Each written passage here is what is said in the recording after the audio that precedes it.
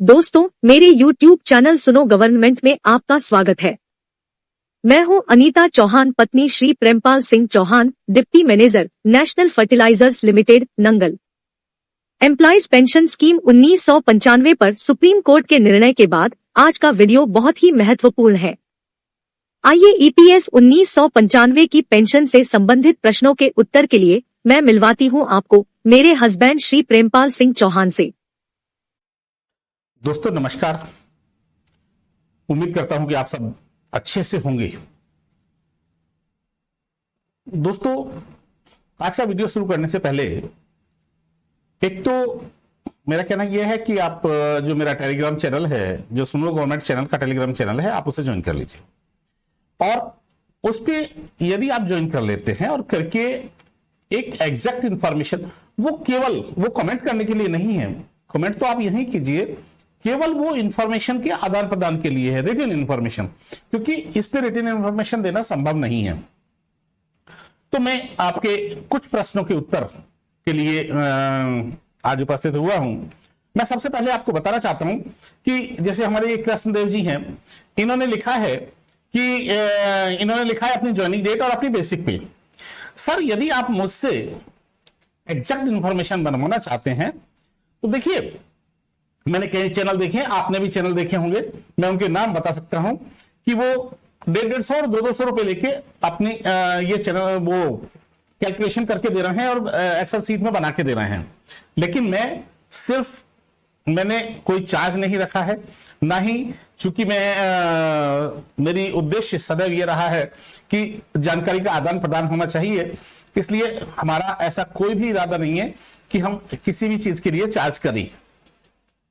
तो बहुत क्लियर सी बात है। लेकिन आप पूरी इंफॉर्मेशन, मैं कृष्णदेव जी से कहना चाहता हूं कि यदि आप पूरी इंफॉर्मेशन मुझे देंगे जैसा EPFO की रिक्वायर्ड है, मींस 95 से लेकर यदि आज तक की आपके 58 कंप्लीट होने तक की आप पूरी इंफॉर्मेशन मंथ वाइज बेसिक उपलब्ध कराएंगे, तभी आपकी एग्जैक्ट इंफॉर्मेशन बन पाएगी।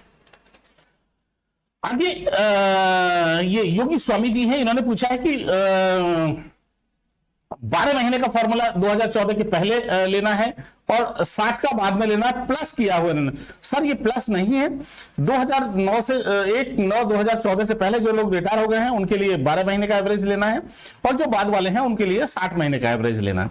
यदि कोई 2014 सितंबर, अक्टूबर, नवंबर में भी रिटायर हुआ है तो उसको भी 60 महीने का एवरेज लेना है उस डेट के बाद अपनी कैलकुलेशन करने के लिए।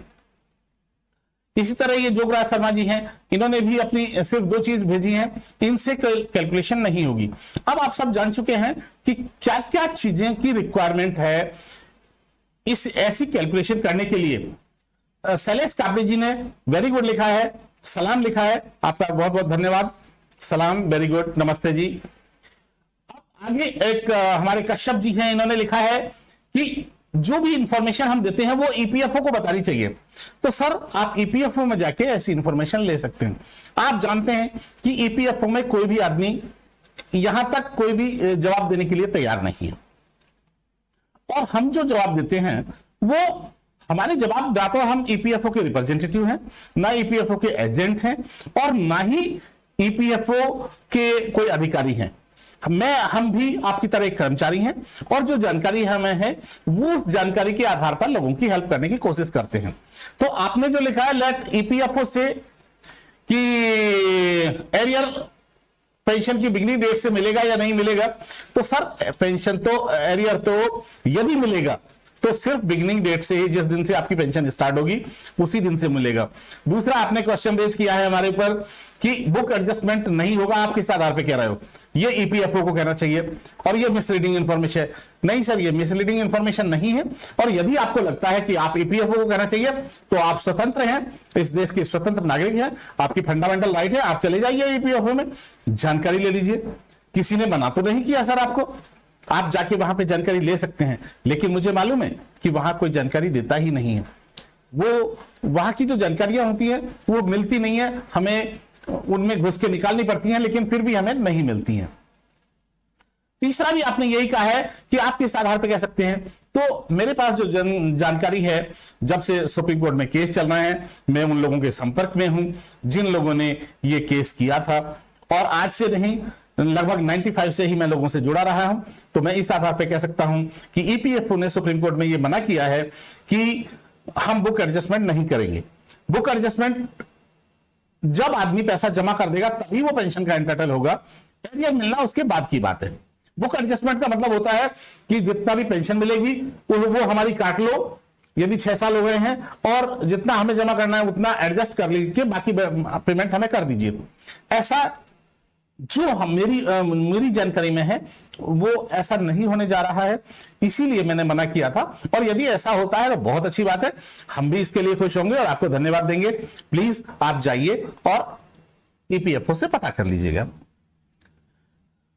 अब महावीर सिंह जी है, इन्होंने भी यही बात की, इन्होंने भी अपनी सिर्फ बेसिक भेज दी है मुझे, सर इससे काम नहीं चलेगा, यदि आप मुझसे कुछ कैलकुलेट करवाना चाहते हैं तो आप पूरी इंफॉर्मेशन मुझे भेजिए।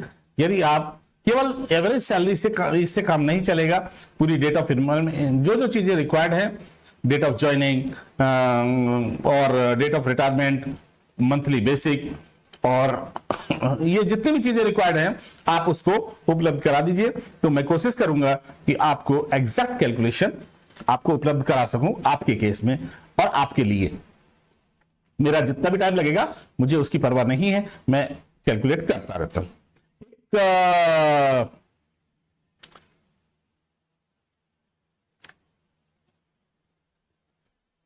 ये प्रदीप सिंह मोहिनी परिहार जी हैं, इन्होंने भी ईपीएफ में पैसा भरने के बाद एरियर कितने दिन में वापस मिलेगा। सर ये कहना मुश्किल है, क्योंकि हम वही बात है कि हम ईपीएफओ के रिप्रेजेंटेटिव तो है नहीं, गवर्नमेंट की अपनी पॉलिसी है, ईपीएफओ की अपनी पॉलिसी है, लेकिन उम्मीद करना चाहिए कि जैसे ही आप पैसा जमा कर देंगे उसके विदिन 2-3 मंथ्स सारी चीजें सेटल हो जानी चाहिए।